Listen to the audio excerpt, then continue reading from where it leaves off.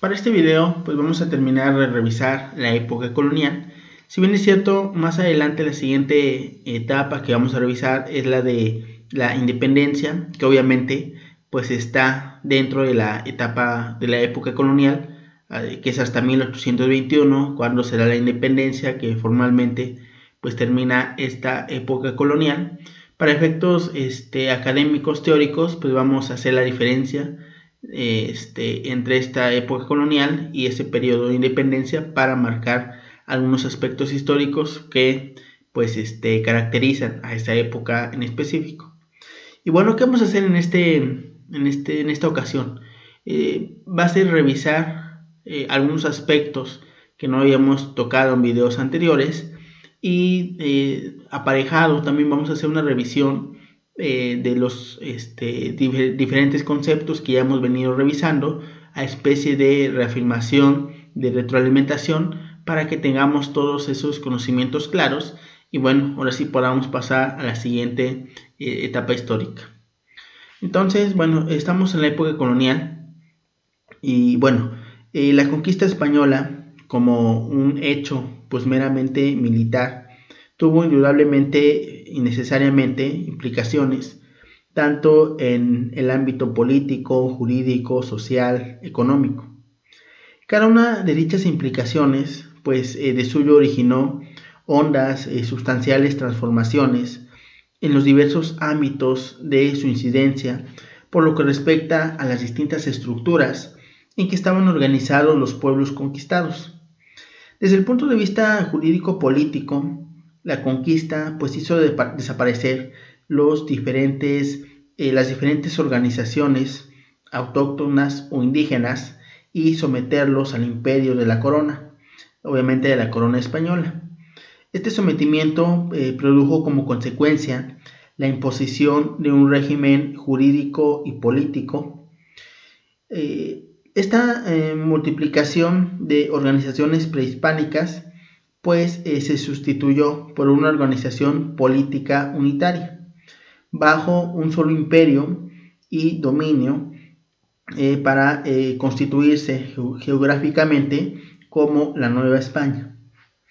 No constituyó por ende un estado, sino más bien una porción territorial, obviamente amplísima, del estado monárquico español, el cual pues le dio su organización jurídica, su organización política, como un reino que depende del propio gobierno español. Entonces, pues no se gozaba del poder de autodeterminación.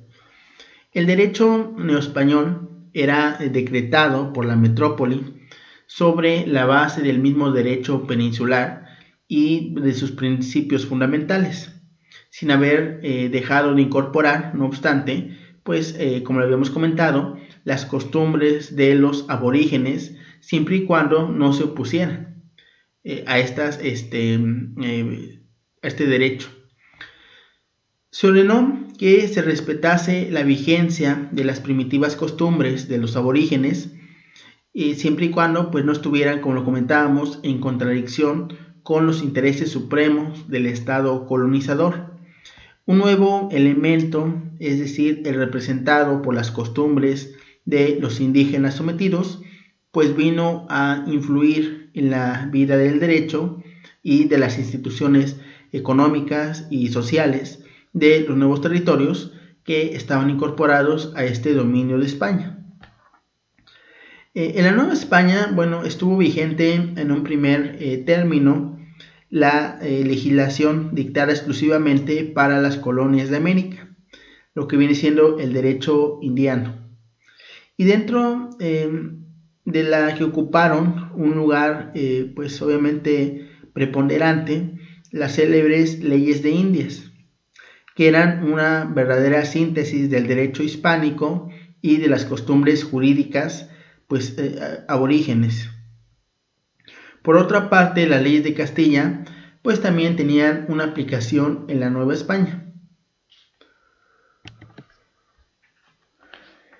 Y aquí podemos visualizar que Carlos V creó el famoso Consejo de Indias, el cual, bueno, quedó instituido por cédula de 14 de septiembre de 1519.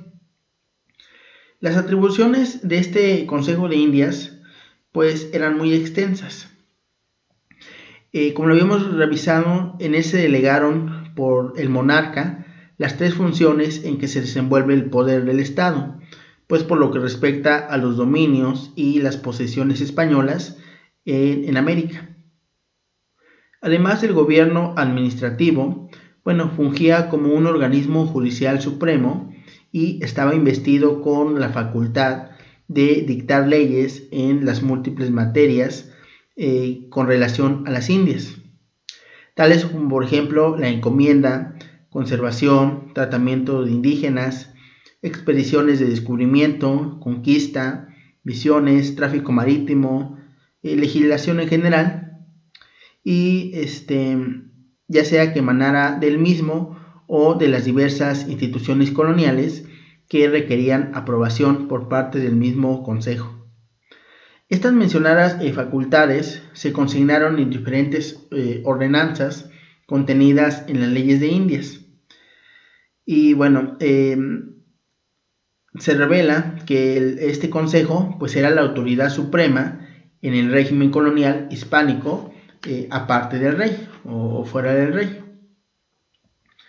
El consejo, bueno, subsistió durante toda la dominación española en América con una composición orgánica, con las funciones que variablemente le asignaban los distintos monarcas.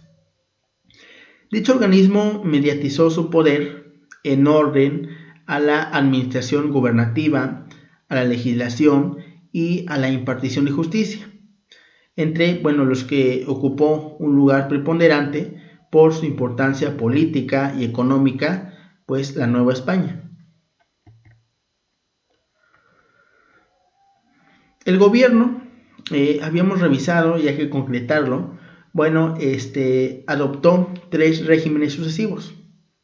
Primero, mediante provisión real de 24 de abril de 1523, Carlos V nombró gobernador y capitán general de la Nueva España a Hernán Cortés. Sin embargo, las ambiciones personales de algunos lugartenientes a quienes Hernán encomendó el gobierno de la Nueva España, provocaron una situación un tanto caótica en la administración pública de la colonia. Esto se complicó, por numerosas conspiraciones. Y esta situación originó que el rey, sustituyera la gobernación y capitanía general que se había encomendado a Cortés, la sustituyó por una audiencia, es decir, por un cuerpo colegiado que en nombre del monarca pues desempeñaba su autoridad administrativa, legislativa y judicial. Esta primera audiencia, sin embargo, pues también se caracterizó por ciertas atrocidades, desmanes, atropellos que, vinieron a sumir a la colonia pues en un verdadero caos, imposibilitando su organización política y administrativa. Frecuentes resultaron las expoliaciones, los maltratamientos que se realizaron contra los naturales durante este llamado gobierno de la primera audiencia. Esto pues motivó la airada protesta de varios actores. Este nefasto gobierno de la primera audiencia fue sustituido por otro cuerpo colegiado orgánicamente semejante. A este, se le dio el nombre de la segunda audiencia, que, quedó instituida por ahí de enero de 1531.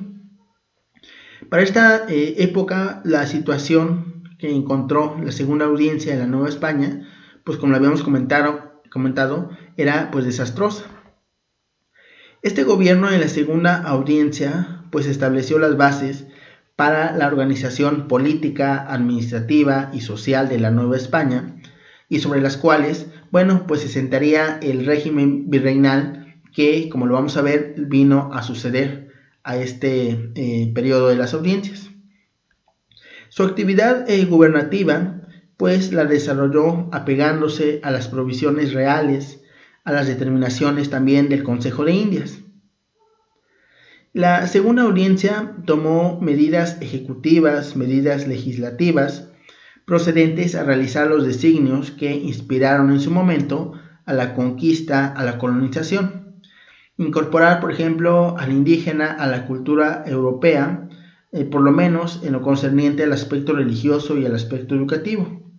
Puso en vigor también las cédulas reales que prohibían el exceso de trabajo personal de los naturales. Se les concedió que en sus ciudades, en sus pueblos, erigieran alcaldes y regidores, pues para la administración de justicia, conforme a las bases de la legislación española. Para evitar la explotación que ejercían los encomenderos sobre los aborígenes, se prohibió en muchos casos esta figura de los repartimientos, incorporando a la corona española, a numerosos pueblos de indios y declarando vacantes las encomiendas en otros y gobernados por un corregidor. A la segunda audiencia sustituyó, como puede ser sabido, el virreinato, bien siendo pues el primer virrey de la Nueva España, don Antonio de Mendoza, quien llegó a Veracruz el 15 de octubre del año de 1535. Por otro lado, podemos visualizar algunas figuras, por ejemplo las capitulaciones, que eran títulos jurídicos que sirvieron de base, en este caso, a las expediciones de descubrimiento o de nueva población. En sí, eran contratos celebrados entre la corona o sus representantes y el jefe de la expedición proyectada. Se fijaban los derechos que se reservaba a la corona en los nuevos territorios que se descubrían y las mercedes, los favores que se concedían a los distintos participantes en la empresa del descubrimiento. Todos los gastos, sin embargo, eran a cargo del individuo que organizaba la expedición. Esto implica o explica más bien un poco que en ciertas ocasiones las capitulaciones se convirtieran en un verdadero título negociable y también fuera objeto de diversas operaciones jurídicas como ventas, traspasos, permutas, en fin.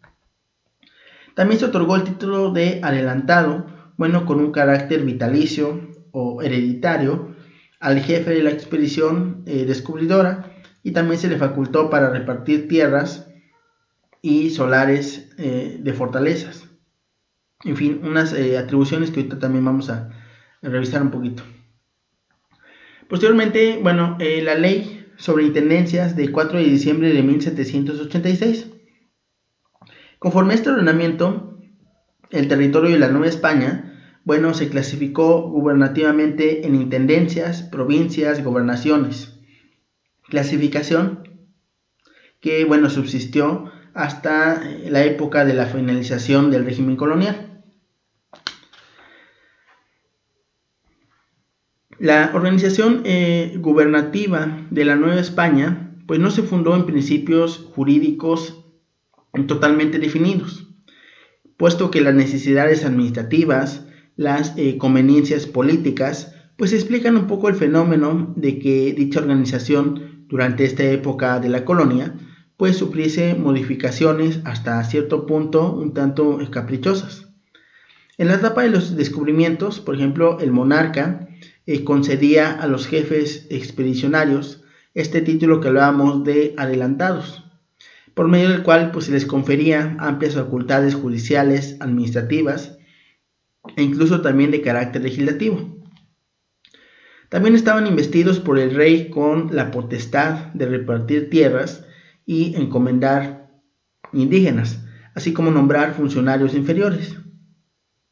En consecuencia, este adelantado, según la capitulación que se otorgaba a su favor por el propio rey, era al mismo tiempo gobernador, capitán general, alguacil mayor de su provincia o territorio.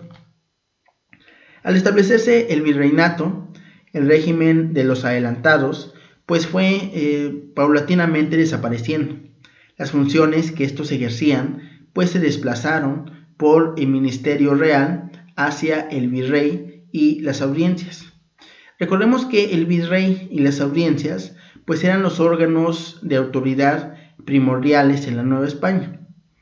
Las audiencias tuvieron indiscriminadamente, como lo revisábamos anteriormente, atribuciones judiciales y administrativas.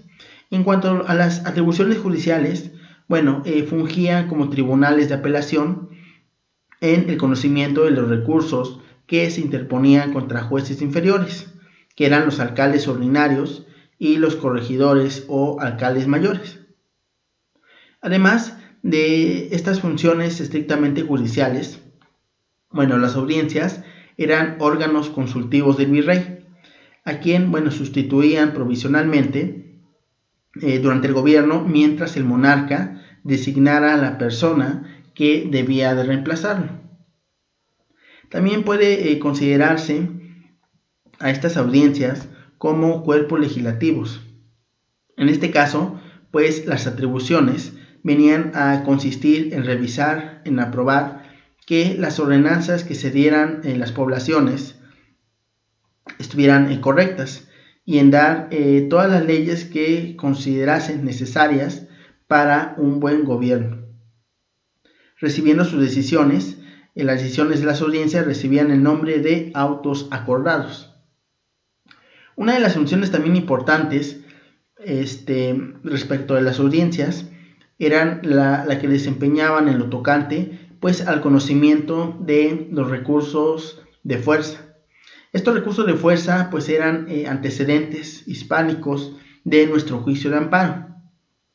Estos recursos se entablaban contra tribunales eclesiásticos y civiles cuando unos u otros se extralimitaban en su competencia foral y afectaban de esa manera a las personas en su libertad y en sus bienes.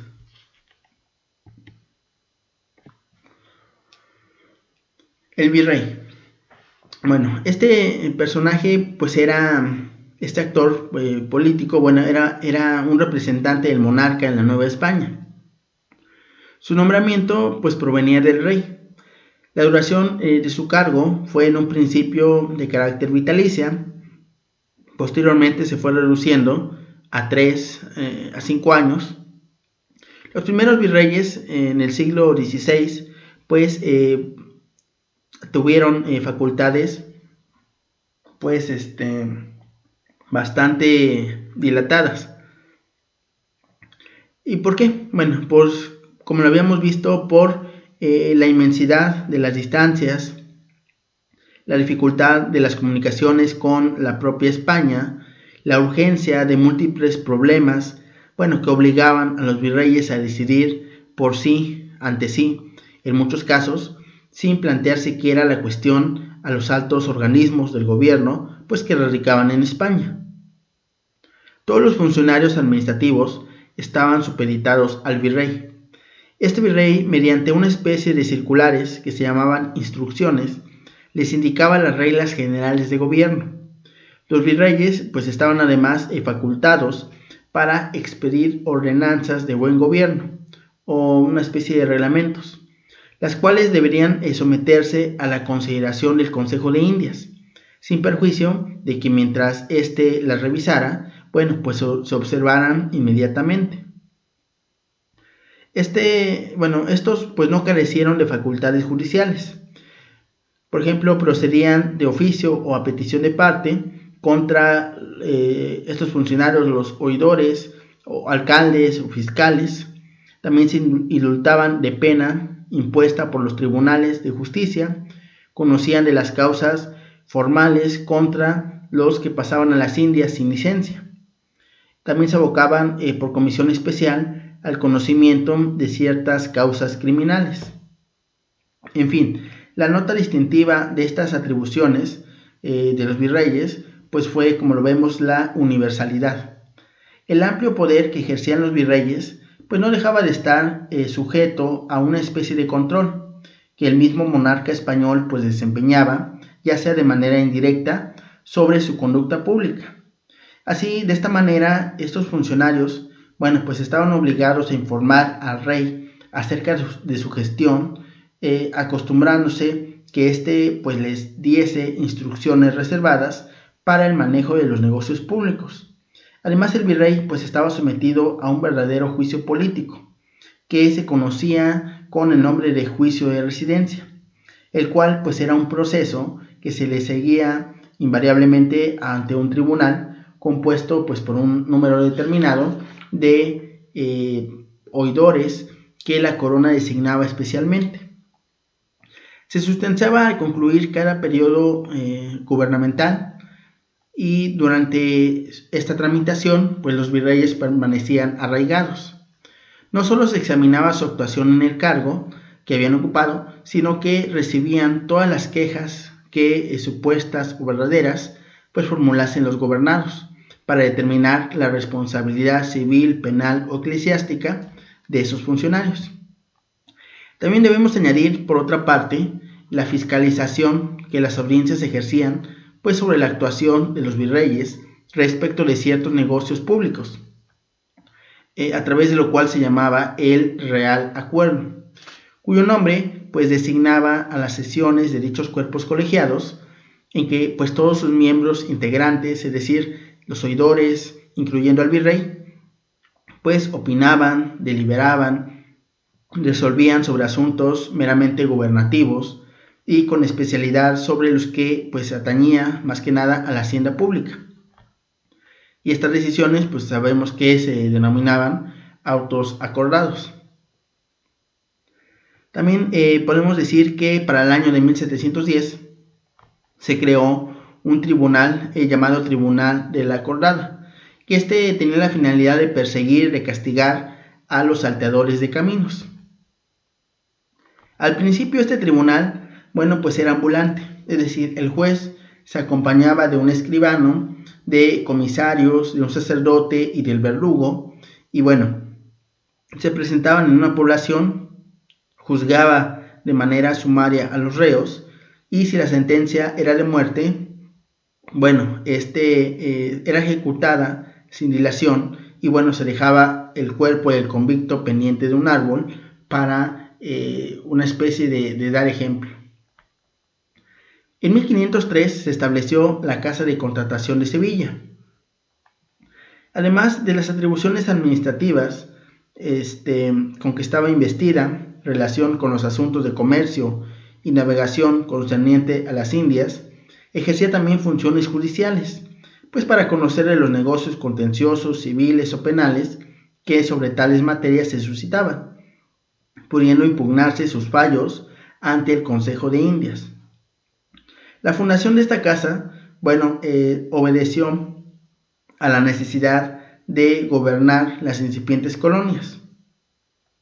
No fue un organismo exclusivo para la Nueva España, pues su competencia se extendía a todas las Indias.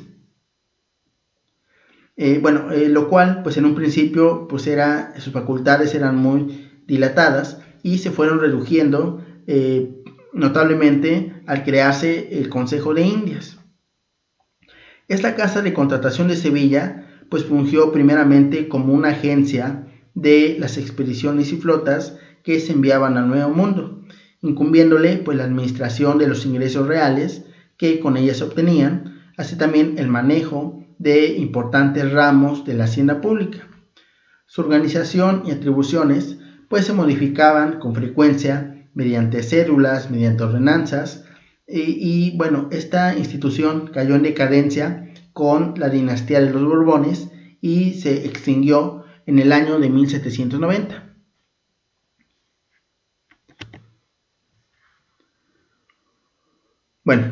Aparte también funcionaron diversos tribunales especializados distintos de los de primera instancia. Cuando hablamos de primera instancia estamos hablando de los alcaldes ordinarios, de los alcaldes mayores o corregidores, y también de los de segundo grado, como por ejemplo fueron las audiencias de México y de Guadalajara. De esta suerte, existía por ejemplo el consulado, que se estableció en 1581. Este se componía de un presidente llamado prior, de jueces o ministros que se denominaban cónsules, y extendía entendía más bien todos los asuntos que se relacionaban con el comercio interior de la colonia. Por ejemplo, también la apertura de caminos, la construcción de puentes, y consistía también una de sus misiones en dirimir las controversias que se suscitaban entre comerciantes, sin sujetar el procedimiento a las fórmulas, a las dilaciones de los procesos civiles. Y debería dictar sus fallos a verdad sabida y buena fe guardada. En 1777 se fundó también el Real Tribunal de Minería. Como casi todos los tribunales neoespañoles, pues tenía facultades judiciales, administrativas, legislativas. En cuanto, a las primeras, pues en las contiendas, conocía sobre las contiendas de asuntos en materia de minería entre los propios mineros. De él dependía también el Consejo de Minería, al que podían asistir españoles, indígenas nobles, y se admitían con mayor preferencia a los hijos, a los descendientes de dueños y trabajadores de minas, por obvias razones. Y tenía competencias para expedir ordenanzas sobre minería. Aparte de estos organismos que eran de índole civil, también había tribunales eclesiásticos, destacándose dentro de ellos pues el más importante, el de la Inquisición, que fue establecida en su momento por los reyes católicos con el consentimiento del Papa, de quien pues se suponía que derivaban los inquisidores sus poderes, aunque el nombramiento provenía del monarca. Estos tribunales perseguían a los hombres por sus creencias, velaban por que nadie se apartara de los cánones establecidos, de supuestos teológicos. También exigía que se denunciara a las personas, que conducía una investigación en secreto, que usaba el tormento para obtener la confesión del delito y la denuncia de los cómplices, pues simpatizadores. Se confiscaban los bienes y eran infamados los parientes, los hijos, los descendientes de las personas que fueran juzgadas en este tribunal. Este tribunal de la Inquisición, se implantó en la Nueva España por la Real Cédula expedida en Madrid el 16 de agosto de 1570. Y fue abolida por las Cortes de Cádiz por decreto del 12 de febrero de 1813. También una de las instituciones muy importantes, de hecho, que vinieron del derecho público español, pues fue la institución del municipio. El régimen municipal pues ya se encontraba en decadencia al tiempo en que iniciaron los descubrimientos, se encontraba en decadencia en España, pues porque había una hegemonía cada vez más acentuada del poder real. Sin embargo, esta figura vino y se implantó en la Nueva España.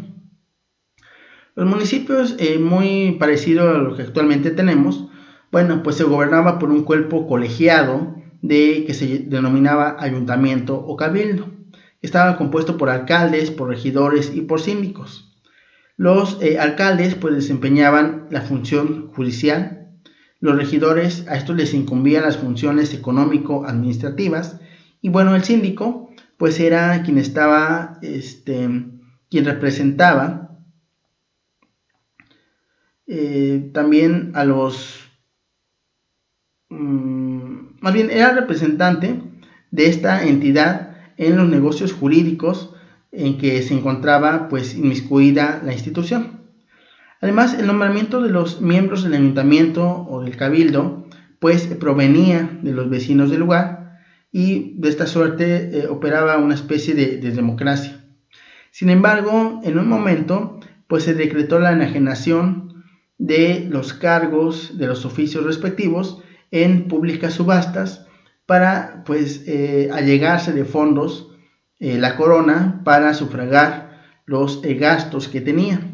Esta situación también subsistió durante la colonia, y bueno, algunos puestos también eran transferibles por herencia. Esta circunstancia pues contribuyó a la desaparición de ese origen popular que en un momento, bueno, pues tenían estos organismos. De este modo pues se convirtió en una especie de oligarquía.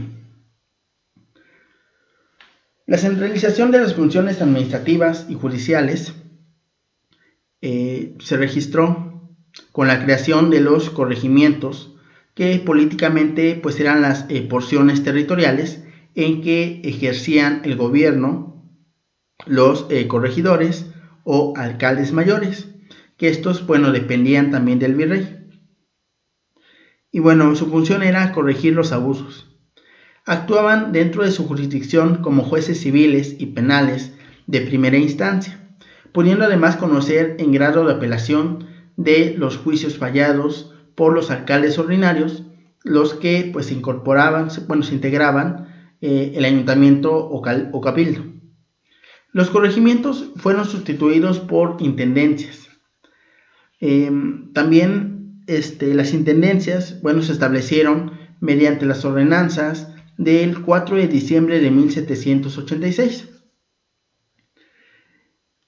Y recapitulando, el régimen jurídico político de la Nueva España pues tiene ciertos rasgos característicos. La Nueva España pues era una colonia que pertenecía al imperio, al dominio del Estado monárquico absolutista español. La corona, se atribuía una especie de propiedad originaria sobre las tierras que se integraron pues a este vastísimo territorio colonial, las que por virtud de las mercedes reales pues fueron susceptibles de ingresar al dominio privado. Por ejemplo, como lo habíamos visto en temas anteriores, con las bulas alejandrinas. Todas las autoridades neoespañolas, dentro de una órbita competencial pues no definida, constantemente alterada por una multiplicidad de ordenanzas, de disposiciones reales, actuaban en nombre del monarca. En los primeros tiempos de la colonia, según hemos visto, pues se implantó un régimen municipal y que reconoció una muy limitada autonomía a las poblaciones indígenas. El absorbente poder del monarca eliminó pues tales sistemas democráticos. Por ejemplo, cuando se empezaron a vender los oficios. En los comienzos del siglo XIX, se registraron una serie de hechos políticos, militares en la propia España, que obviamente tuvieron indudables repercusiones al territorio de las Indias y obviamente de la Nueva España. Sucesos que en un punto, también implicaron causas directas de la insurgencia, que vamos a platicar muy brevemente de ellas como tipo de introducción y para ir cerrando. Por ejemplo, los acontecimientos, como decíamos, pues provocaron una crisis, una crisis política en la Nueva España. Es el caso de la usurpación del trono español por José Bonaparte y la abdicación de la corona por Carlos IV y su hijo Fernando VII. En este caso, la tendencia a establecer la igualdad política entre España y sus colonias, pues no solo se extendió, sino que también trajo como resultados para octubre de 1810 que las Cortes Extraordinarias y Generales, pues expidiesen un decreto en el que se declaraba que los naturales de los dominios españoles eran iguales en derechos que los de la península. Y para noviembre de ese mismo año, pues también se reconoció por las mismas Cortes la libertad de imprenta en materia política. El ambiente, se iba gestando para la expedición de la Constitución Española de 1812. En esta, ya se acusaba una franca evolución jurídica en el pensamiento político español. Antes de que empezara a regir dicho ordenamiento, las Cortes declararon en decretos la igualdad de americanos y europeos para actividades agrícolas e industriales, la abolición de la tortura y otras prácticas de carácter aflictivo, la extinción de algunos estancos, la prohibición de la pena de la horca, la habilitación de los oriundos de África, pues para que fueran admitidos en las universidades, en los seminarios y en demás centros educativos. También podemos visualizar que la influencia del pensamiento jurídico y político de los ideólogos revolucionarios franceses y de sus predecesores, pues se dejó sentir en las Cortes Constituyentes de Cádiz. Precisamente el 18 de marzo de 1812, pues se expidió por las Cortes Generales y Extraordinarias de la Nación Española la primera Constitución monárquica de España, cuyo ordenamiento pues puede decirse que estuvo vigente en México hasta la consumación de la independencia en 1821. Esta Constitución, suprimió las desigualdades entre peninsulares, criollos, mestizos, indios y demás sujetos de ese contexto. Reputó como españoles a todos los hombres libres, nacidos y avecindados en los dominios de las Españas, o sea, en todos los territorios sujetos al imperio de España. La Constitución española de 1812 pues representa para México una culminación del régimen jurídico que lo estructuró durante toda esta época de la colonia. Las Cortes españolas pues expidieron diversos decretos para hacer efectivos algunos de esos mandamientos en el territorio de la Nueva España. Por ejemplo, aquel que abolió los servicios personales a cargo de los indígenas, los repartimientos, el que suprimió la Inquisición, estableciendo, en su lugar, los llamados tribunales protectores de la fe, y por ejemplo aquel también que declaró la libertad fabril e industrial. En fin, como se ve, este régimen jurídico político de la Nueva España pues experimentó un cambio radical con esta expedición de la Constitución de Cádiz de 1812 y que fue confeccionada, por así decirlo, por la influencia de las corrientes ideológicas en la declaración, por ejemplo, de la Declaración Francesa de 1789. Fue así como en la primera Carta Constitucional Española, propiamente dicha, pues se consagraron los principios torales sobre los que se edificó el constitucionalismo moderno. Por ejemplo, la soberanía popular, la división de poderes, la limitación normativa de la actuación de las autoridades estatales. A virtud de esta Constitución de 1812, pues España deja de ser un estado absolutista para convertirse en una monarquía constitucional. Al rey pues se le despoja del carácter soberano, de este carácter que está ungido por la voluntad divina, para considerarse como un mero depositario del poder estatal, cuyo titular pues es el pueblo, reduciendo su potestad gobernativa a las funciones administrativas y diferenciando claramente estas funciones de las legislativas y de las jurisdiccionales, que estas, se confiaron a las Cortes y a los tribunales respectivamente. Esta transformación política, pues repercutió evidentemente en los territorios de toda la colonia. Y la Nueva España devino de esta suerte en una entidad integrante del nuevo Estado monárquico constitucional.